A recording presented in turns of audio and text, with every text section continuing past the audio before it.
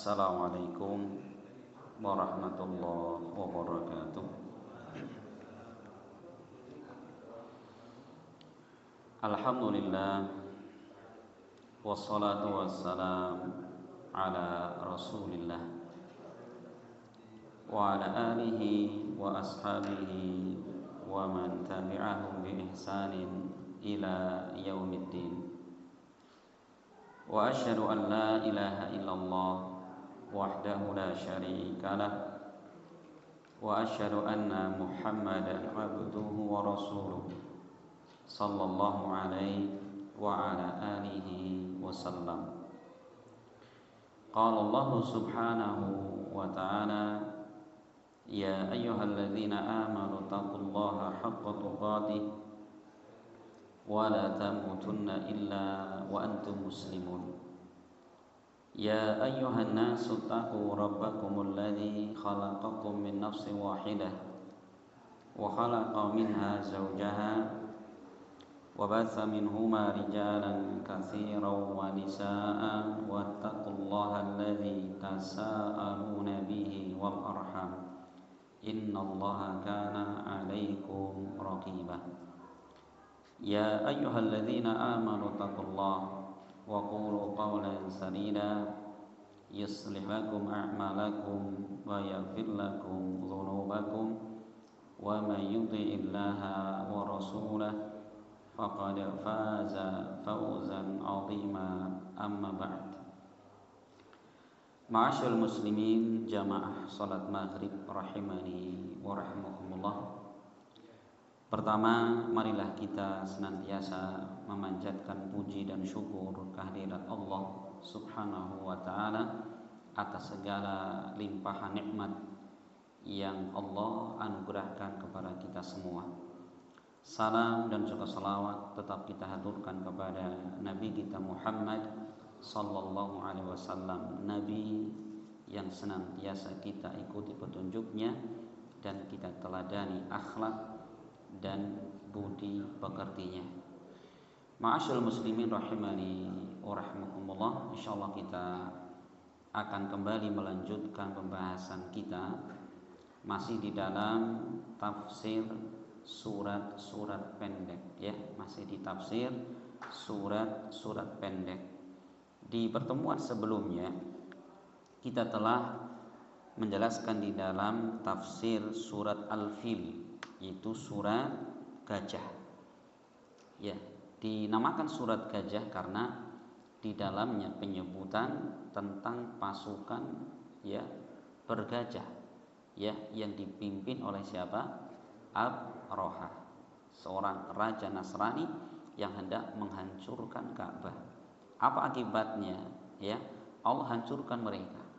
Allah hancurkan mereka. Dan demikianlah setiap orang-orang yang mereka hendak memusuhi Islam, memusuhi Allah, memusuhi Rasulnya, pasti ujungnya adalah akan Allah binasakan. Maka kemudian setelah kita menjelaskan surat Al-Fil, kemudian penulis kitab di sini beliau mengatakan tafsiru surati wailun likulli humazatil lumazah. Tafsir surat kalau terkenal dengan surat Al-Humazah. Kenapa dinamakan sebagai surat Al-Humazah? Karena di dalamnya terdapat celaan dari Al-Hamas. Hamas adalah suka mencela.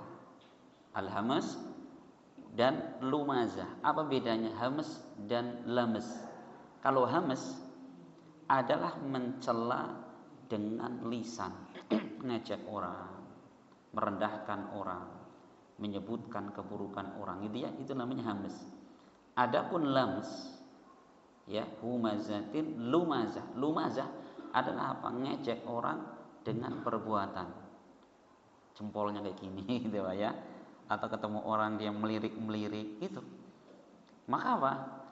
Itu dicela. Maka Allah mengatakan di ayat pertama, kita baca dulu ayatnya. A'udzubillahi minasyaitonirrajim. Bismillahirrahmanirrahim. Wailul likulli humazatil lumazah. Celakalah, ya, bagi setiap humazah. Apa itu? Orang yang pengumpat, pencela ya, dengan lisannya. Ya, lumazah dan mencela dengan perbuatannya, kan gitu ya. Lisan bisa mencela, perbuatan pun bisa mencela. Alladzi jama'a malan wa addadah, yang mereka mengumpulkan harta, ya, wa addadahu, dan terus menghitung-hitungnya. Ya, jadi fokusnya adalah apa? Mengumpulkan harta tanpa memikirkan apa kewajiban pada hartanya. Terus pokoknya setiap hari rekeningnya dilihat, oh, udah bertambah sekian juta gitu ya, terus dibangga-banggakan. Nah, ini orang-orang dicela oleh Allah Subhanahu wa taala.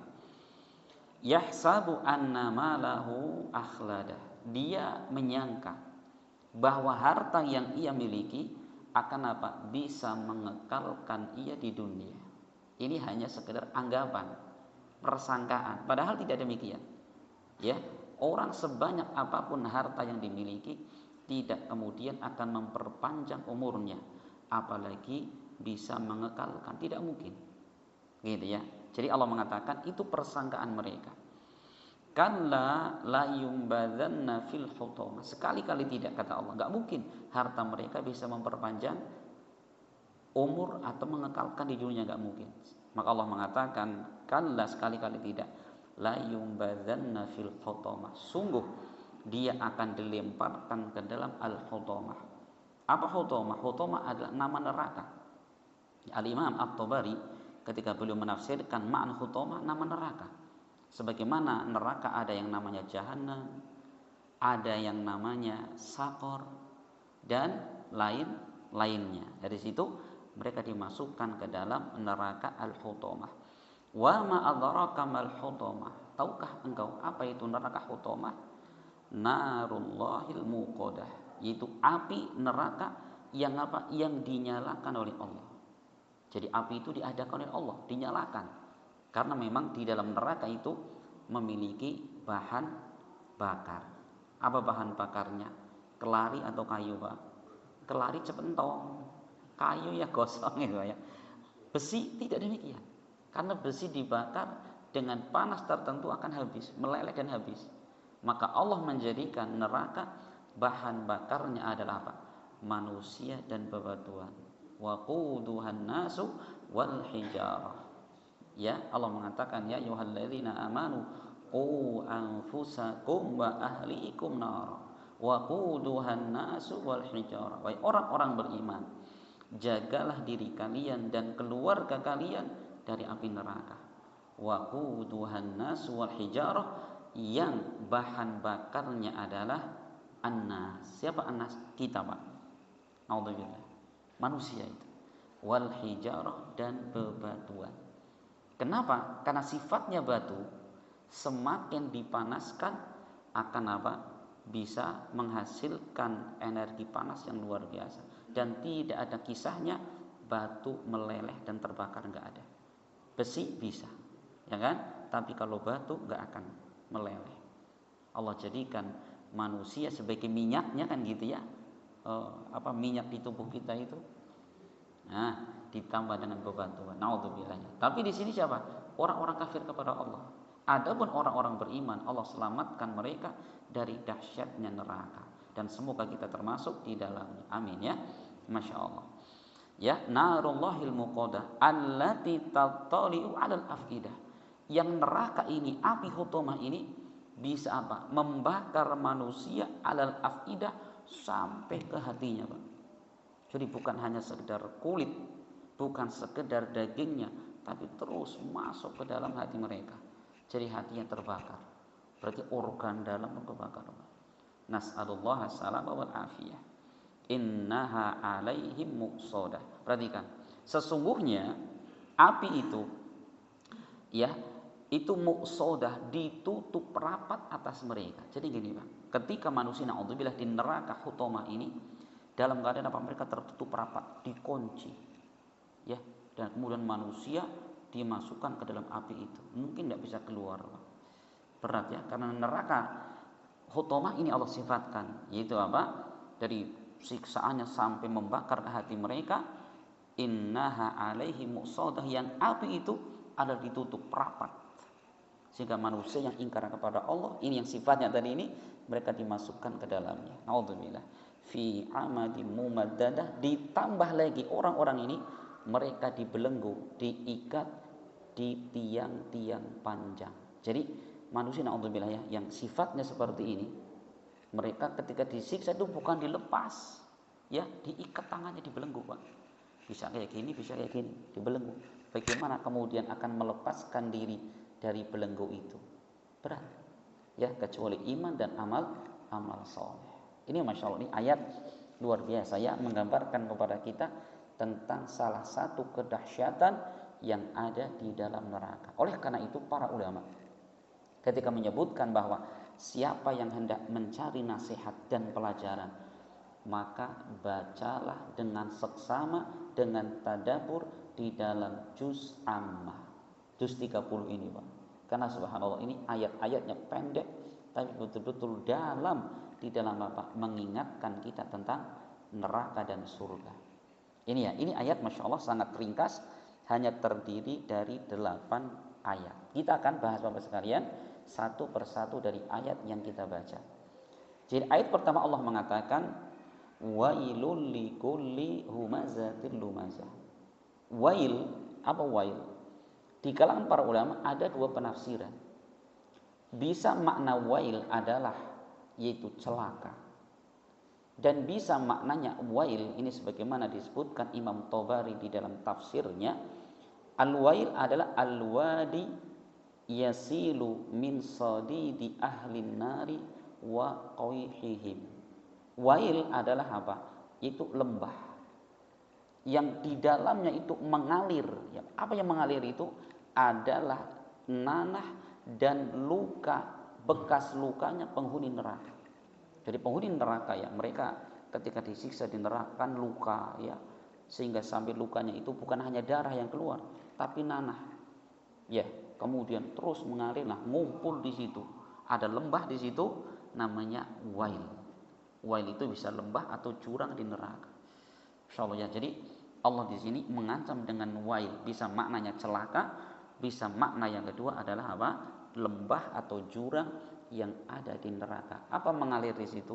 Mengalirnya adalah nanah dan bekas-bekas luka penghuni neraka.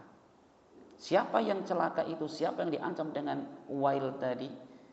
Setiap humazah. Ya, humazah adalah para pencela dengan lisan mereka. Karena seorang muslim ya adalah bukan orang yang suka mencela, Pak. Ya, bukan sifat orang muslim mereka mencela. Laisal mu'min bitta'an wala la'an, kata Rasul. Bukanlah seorang muslim itu orang yang suka melaknat, bukan orang yang suka mencela. Maka mencela bukan sifat orang beriman. Insyaallah ya, bukan sifat orang beriman. Makanya apa? Orang-orang mukmin Bapak sekalian diharamkan untuk mencela muslim yang lainnya. Sebagaimana dalam hadis diriwayatkan Bukhari Muslim, Rasul menyebutkan sibabul muslim fusuqun wa qitaluhu kufrun. Mencela seorang muslim adalah sebuah kefasikan. Kefasikan itu kemaksiatan. Wa qitaluhu kufrun, dan membunuhnya adalah sebuah kekufuran. Apa makna kekufuran? Apa menjadi keluar dari Islam? Tidak mesti, Pak. Jadi kata para ulama, kalau mencela seorang muslim ya, atau membunuh seorang muslim dengan berkeyakinan dia halal darahnya, lah ini bisa mengeluarkan dari Islam. Kenapa? Berarti dia menghalalkan apa yang Allah haramkan. Adapun kalau membunuh seorang muslim dengan anggapan ya dia itu haram cuman karena hawa nafsu, lah itu adalah kata ulama kufrun duna kufrin, kekufuran yang tidak sampai mengeluarkan dari Islam, cuman ini dosa yang sangat besar. Gitu ya, membunuh seorang muslim diharamkan dalam Islam. Nah ini yang pertama apa? Allah atau Rasul mengharamkan mencela seorang muslim. Yang kedua Bapak sekalian, di antara yang tidak boleh dicela adalah apa? Adalah yaitu ayam jago. Ini ada hadisnya ya, di Rasul menyebutkan dalam hadis diriwayatkan Imam Abu Dawud, Rasul mengatakan la tasubbud dika fa innahu yuqidu lis-shalah. Janganlah kalian mencela apa? Ayam keluruk. Kenapa? Karena ayam-ayam ini dia akan membangunkan orang untuk sholat. Ya kan? Kapan biasanya ayam jago ini mereka berkokok? Sebelum subuh, Pak. Ya, setengah jam sebelum subuh udah mulai kukuruyuk satu, kemudian ikuti terus di mana-mana. Walaupun sekarang ayam jago sudah banyak jadi soto, Pak ya. Makanya ayam jago berkurang sekarang itu. Masya Allah, manusia yang pinter-pinter ya. Apa serakah ya? Jago-jago kan dikasih kesempatan, Pak ya. Sekarang broiler ayamnya gitu. Udah 40 hari dijaga loh, dipotong semua gitu ya. Kemudian dari telur lagi gitu ya. Yang 40 hari belum bisa keluruk, Pak ya. Udah dijagal dulu. Nah gitu. Makanya kalau ada ayam jago berkokok, kata Rasul, jangan dicela. Ya karena satu, dia membangunkan kalian untuk sholat. Yang ketiga, Bapak sekalian, termasuk yang tidak boleh dicela adalah waktu. Dasar zaman edan, enggak boleh, Pak. Karena Rasul mengatakan dalam hadis diriwayatkan Imam Muslim, la tasubbud dahra fa innallaha huwad dahr. Janganlah kalian mencela masa, karena dialah Allah yang menciptakan masa itu, waktu yang menciptakan Allah. Dan sekarang yang edan itu zamannya atau orangnya? Ya orangnya. Kalau zaman dari dulu seperti itu gitu loh, Pak. Enggak boleh kita mencela dasar zaman edan. Oh iya. Atau kalau likur jana usaha nih jajan ini kegagalan tahun 2024, enggak boleh gitu, Pak. Ya, karena Pak kita mencela masa berarti kita mencela pencipta masa. Sekarang contoh gini, Pak, nggih. Istri jenengan masak, semaksimal mungkin, pokoknya bumbu paling maksimal, cara masaknya yang paling enak, Pak. Begitu dipangan, jangan apa segara, coba, Pak. Sambil makan ngomel, jangan apa segara gitu. Ibu ini jangan makan malah cerewet, panci ini mabur, twing gitu, Pak ya. Yang marah siapa? Apa sayurnya? Ya tidak. Yang marah adalah yang masak, nggih, Pak. Lah nggih. Contoh jenengan ada, Mas tolong sih jenengan tulisannya apik ya. Kita tolong tulisaken surat mau calon bojoku ya jenengan. Ditulis bagus-bagus. Dan tulisannya tulisan apa ceker ayam. Wah, wis bener-bener nulis tapi namanya ceker ayam. Awas kok ya gitu, Bang ya. Siapa yang marah? Apa tulisannya marah? Ya tidak. Yang marah dan sakit hati adalah orang yang bikin, ya Pak, sama. Mencela masa berarti kita mencela Allah Subhanahu wa taala. Ini enggak boleh kita mencela masa. Kemudian yang ketiga, Bapak sekalian, di antara yang tidak boleh kita cela adalah makanan. Makanya Rasul tidak pernah, Pak, mencela makanan. Dalam hadis diriwayatkan Imam Bukhari Muslim, Abu Hurairah pernah mengatakan, ma'aban Nabi sallallahu alaihi wasallam ta'aman qad. Rasul sallallahu alaihi wasallam tidak pernah mencela makanan. In ishtahahu akalahu wa in karihahu tarakahu. Jika beliau berkeinginan makan, ya beliau makan. Kalau tidak mau, beliau tinggalkan. Niku Pak kepenak kan Bapak. Ya kalau bojone masak mboten kasihan ya wis ngapunten Bu cukup. Gitu kan. Apa tambah banyu sing menghargai istri yang masak gitu ya. Termasuk kita beli makanan. Jangan saya mau teman Bu, masakannya ora enak. Enggak boleh seperti itu. Kalau memang mau beli ya monggo, terlanjur dibeli nih misalkan dikasih orang kan bisa, atau kita punya kucing atau kita punya ayam, tapi jangan pernah mencela makanan. Ya kan apa? Itu bukan perbuatan Nabi Shallallahu Alaihi Wasallam. Nih, ya tidak boleh mencela makanan. Ayo, nih siapa yang biasa ibu nih sampai mendekel ya dadane kenapa dicela terus makanannya gitu. Kemudian Bapak sekalian, yang kelima ya, kita juga tidak boleh mencela apa? Mencela demam. Demam ya, kurang ajar demam ini. Masya Allah ya, senang-senang harap liburan malah demam. Nggak boleh, Pak. Suatu ketika Rasulullah SAW mendapati seorang wanita yang disebut dengan Ummu Sa'ib. Beliau lagi gigil. Maka Rasul bertanya kepada ya Ummu Sa'ib, kenapa kamu gigil seperti itu? Maka si wanita mengatakan, al-humma la barakallahu laka fiha. La barakallahu fiha. Kata wanita ini, Ini ya Rasul, demam ini yang semoga Allah tidak memberkahi demam ini. Apa kata Nabi? Wahai perempuan, la tasubbul humma. Jangan kamu cela demam itu. Kenapa? Fa innaha tuzhibu khataya bani Adam kama yuzhibul kiru khabathal hadid. Kenapa kok tidak boleh kita mencela demam? Karena karena demam ini akan menghilangkan dosa-dosa manusia seperti halnya pandai besi yang akan menghilangkan karat-karat pada besi. Ya apa tidak? Jangan dicela. Tapi apa? Ya sudah.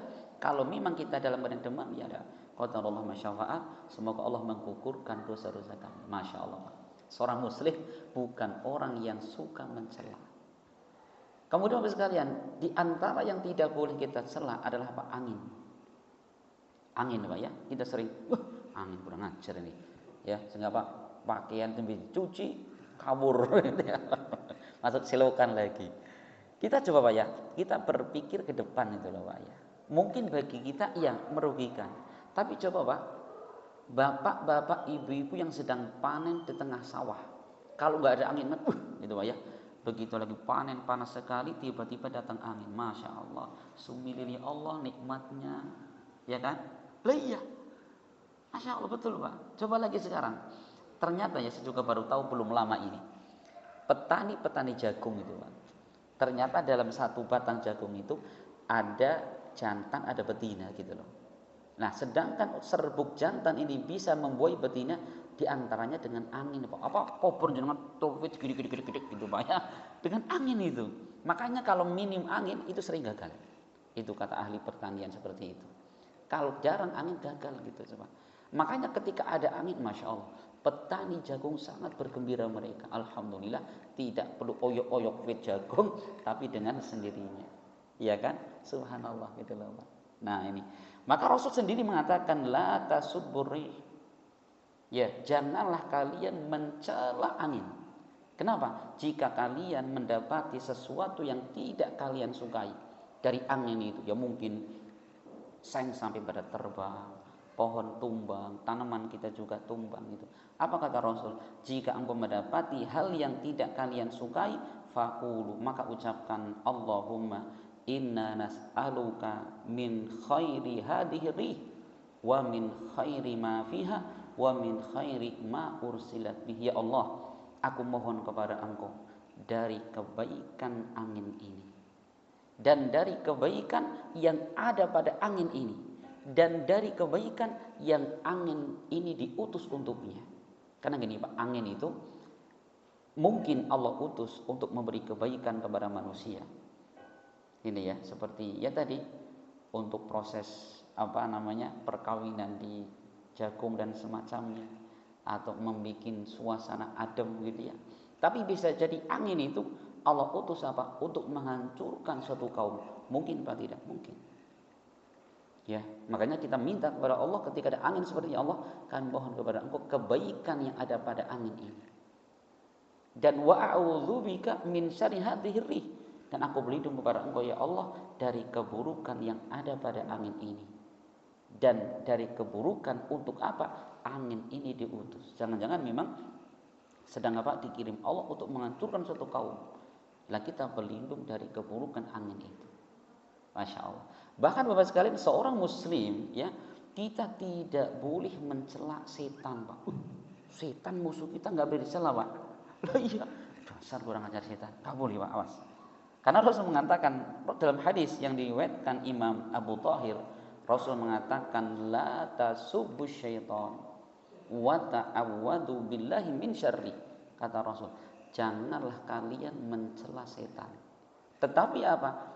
Memintalah perlindungan kepada Allah dari keburukan setan. Karena gini Pak, setan kalau kita caci maki, kita tantang itu, apa kata Rasul? Ta'ala maka matsalil bait. Setan kalau kita cela, kita tantang, setan semakin gede seperti rumah. Tapi kalau kemudian kita zikir kepada Allah, kita minta perlindungan kepada Allah, tasawwur kata Rasul, setan akan mengecil sehingga seperti seekor lalat. Insyaallah ya, maka setan itu jangan dicela Pak. Itu memang setan itu sumber keburukan, tapi jangan mencela. Masyaallah ya, seorang muslim bukanlah orang yang suka mencela. Masya Allah ya. Maka Allah mengatakan di sini, wailul likulli humazatin lumazah. Celakalah, akan mendapatkan wail bagi siapa? Bagi setiap pengumpat dan orang pencela. Nauzubillah. Masya Allah. Itu ya. Kemudian yang berikutnya, termasuk orang yang diancam, alladzi jama'a malan wa addada. Dan dia mengumpulkan harta kemudian ngitung-ngitungnya, Pak. Apa maknanya? Disebutkan para ulama tafsir seperti Syekh Sa'di dalam tafsirnya, annahu la hammalahu siwa jam'il mali wa ta'didihi wal ghibtati bih. Tidak ada keinginan dia kecuali untuk mengumpulkan harta kemudian menghitung-hitungnya, wa laisa lahu rahbatun fi infaqihi fi turuqil khair, dan tidak ada keinginan untuk menginfakkan hartanya di jalan kebaikan dan untuk menyambung tali kekerabatan, ya, dan yang semacamnya itu, Pak. Jadi gini, Pak, bahwa orang yang punya harta yang dicela dalam ayat ini itu orang yang fokusnya mengumpulkan harta, Pak. Pokoknya gimana saya bisa mendapatkan uang dalam jumlah yang besar, dengan tanpa dia memikirkan apa kewajiban pada harta. Ya, dia mampu ya untuk haji, belum pernah menunaikan haji, atau umroh, ini kewajiban seumur hidup sekali. Padahal dia mampu menafkahi anak istri lah eman-eman, ya, bojone pun kerja dewek, suami ini untuk nabung gitu ya. Ini keliru, Pak. Karena Pak, kewajiban suami menafkahi istri dan anak-anak gitu. Insyaallah ya. Termasuk di dalamnya adalah apa? Orang yang sudah wajib zakat, dia tidak mengeluarkan zakatnya. Lah ini, Pak, termasuk orang yang diancam di dalam surat ini. Insyaallah ya. Makanya seorang muslim boleh nggak, Ustaz, untuk kaya? Boleh, Pak. Boleh, tidak ada larangan sama sekali. Cuman yang perlu kita ketahui bahwa pada harta yang kita miliki ini ada hak-hak di luar sana. Ya, ada haknya Allah Subhanahu wa taala. Seperti itu kita haji. Ya, kita haji. Makanya Bapak sekalian, orang ketika mati, harta itu tidak serta-merta kemudian menjadi harta waris. Kapan harta waris itu dibagikan? Allah mengatakan mimba diwasiyati yusi biha audain. Setelah dituliskan wasiat-wasiat dan dibayarkan hutang-hutang. Yang kata para ulama, yang namanya hutang ada dua. Ada hutang dengan sesama manusia. Makanya kadang-kadang ya kita kalau takziah itu ada yang mewakili keluarga. Bapak Ibu sekalian, barangkali si mayit ini punya sangkut paut keuangan dengan Bapak Ibu, monggo sampaikan kepada ahli waris. Itu bukan sekedar ritual belaka ya, bukan formalitas, itu betul-betul itu, Pak. Jadi kalau orang datang, Mbak, anu ngapunten, Mas, Bapak jenengan utang, lah, jadi semono kok ditagih gitu ya. Jangan. Itu betul-betul kita sedang apa? Membersihkan orang tua kita. Karena kalau orang tua kita mati, Pak, dalam keadaan punya hutang, subhanallah. Rasul pernah menyebutkan dalam hadisnya bahwa nafsul mu'min mu'allaqatun bidaini hatta yuqda alaih. Jiwa seorang muslim dia akan terkatung-katung, Pak, disebabkan karena hutang yang dia miliki sampai dibayarkan. Apa makna terkatung-katung? Al-Imam Al-Iraqi mengatakan yaitu dia tidak ditetapkan sebagai orang baik atau buruk, dia celaka atau bahagia. Sampai kapan? Sampai hutangnya ini dibayarkan. Insyaallah sampai dibayarkan. Makanya apa di zaman Nabi pernah ada orang, Pak, orang meninggal, sahabat mengatakannya, Rasul tolong solati jenazah ini. Rasul sempat-sempatnya nanya, a'alaihi dain, apakah si mayit ini punya hutang? Adanya Rasul mengatakan, sallu ala sahibikum, solati teman kalian ini. Rasul pergi, gak mau nyolati, Pak. Baru kemudian ada sahabat Abu Bakar, ya Rasul, saya yang nanggung hutangnya orang ini, saya bayarkan hutangnya orang ini. Baru Rasul mau mensalatinya. Ini menunjukkan apa? Bahwa seorang muslim jangan bergampangan di dalam masalah hutang. Nah ini hutang kepada sesama manusia. Adapun hutang yang kedua, hutang kepada Allah. Seperti apa, Pak? Orang yang mampu haji, selama hidupnya dia tidak mau menunaikan haji. Begitu dia meninggal, jangan terburu-buru anaknya itu yuk bagi harta waris, jangan dulu Pak. Ambil sebagian harta untuk menunaikan haji si orang meninggal ini, sisanya baru kemudian dibagikan kepada ahli warisnya. Dia utang kepada Allah, gitu ya, hutang kepada Allah Subhanahu wa taala tadi ini Pak. Ini bagi yang kita sudah mampu, nah maka segera Pak tunaikan kewajiban untuk ibadah haji atau umroh. Karena pendapat yang kuat, haji dan umroh adalah kewajiban seumur hidup sekali. Ya, Ustaz, gede banget biaya memang, dan itulah ya apa namanya iman. Itulah iman, yaitu menjadikan seorang dia akan apa? Mengorbankan apa yang ia miliki untuk Allah Subhanahu wa taala. Gitu ya. Masya Allah. Ini Bapak sekalian, kita kembali. Jadi di sini yaitu orang yang mereka mengumpulkan harta dan menghitung-hitungnya. Ya, mengumpulkan harta dan menghitung-hitungnya. Yahsabu, yang ia sangka, annamalahu akhladah, harta yang ia miliki akan apa? Akan menjadikannya kekal di dunia. Padahal tidak sama sekali Pak. Makanya Allah bantah persangkaan mereka. Kalla, sekali-kali tidak. Harta itu tidak bisa apa? Mengakhirkan umur. Yang ada apa Bapak sekalian? Ada enggak amalan yang bisa memperpanjang umur? Ada Pak. Rasul pernah menyebutkan dalam hadis diriwayatkan Imam Muslim.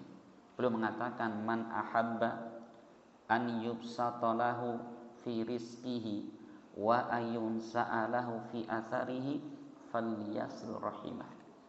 Siapa di antara kalian yang pingin apa? Dilapangkan rizkinya dan dipanjangkan umurnya, falyasil rahimah, maka sambunglah tali kekerabatan.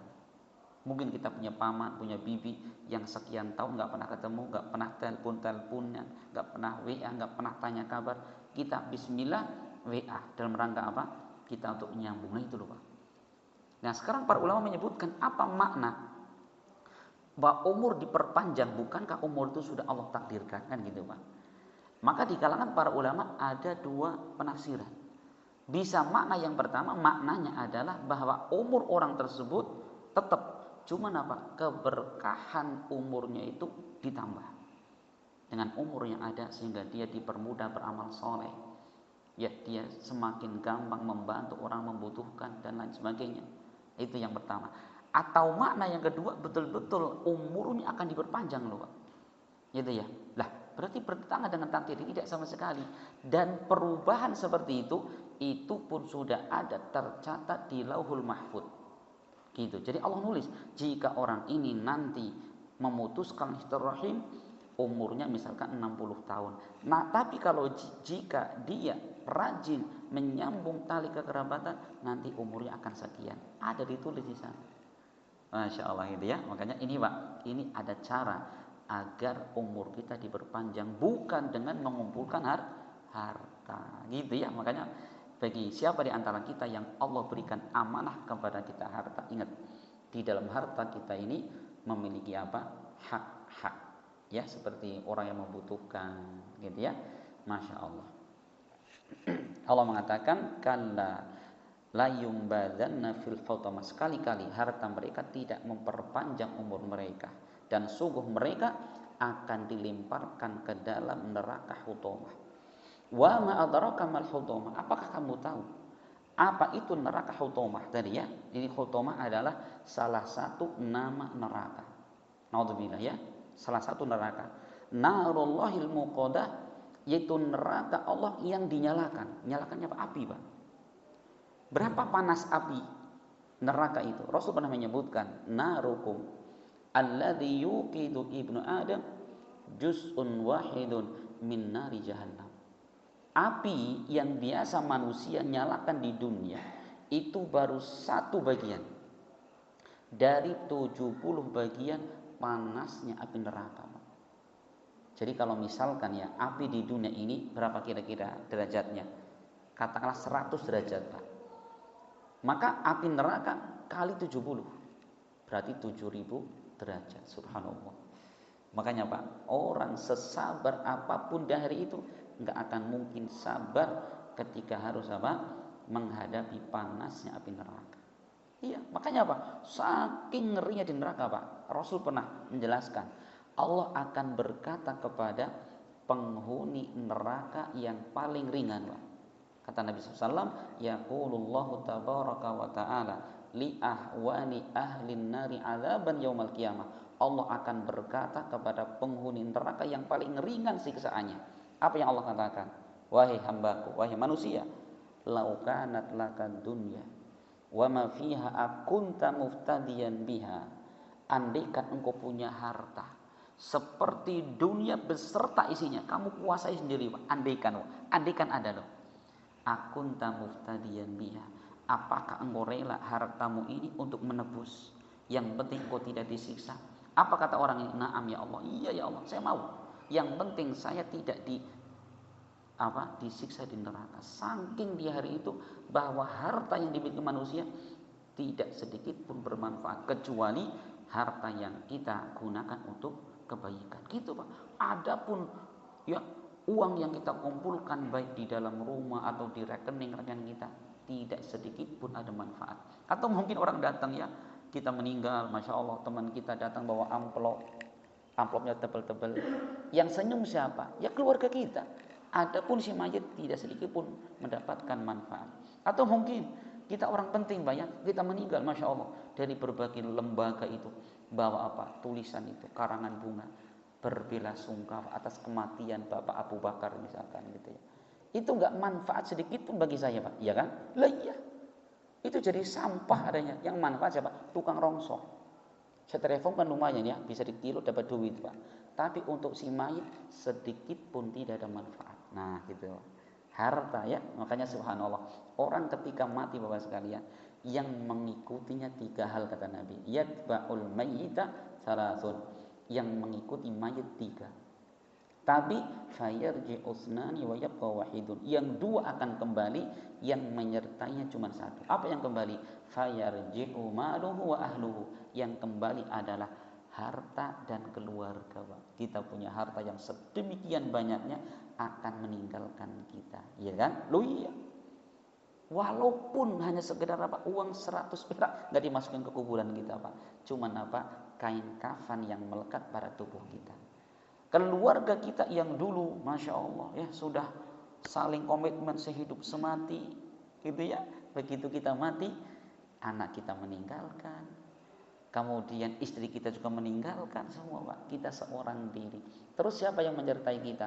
Wa yabqa wahidun wa huwa amaluhu. Yang menyertai cuma 1, yaitu amalan-amalan kita Bapak sekalian.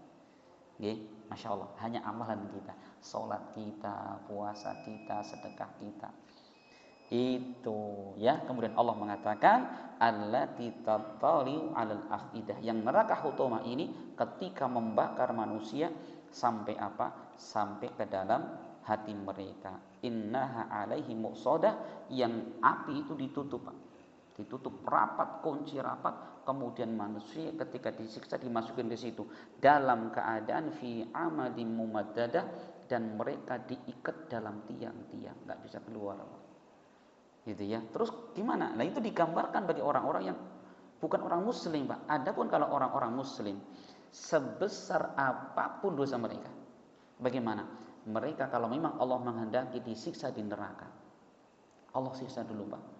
Begitu Allah sudah melihat dosanya habis, atau mungkin masih banyak, cuman Allah memberikan rahmat kepadanya, Allah angkat orang tadi Pak.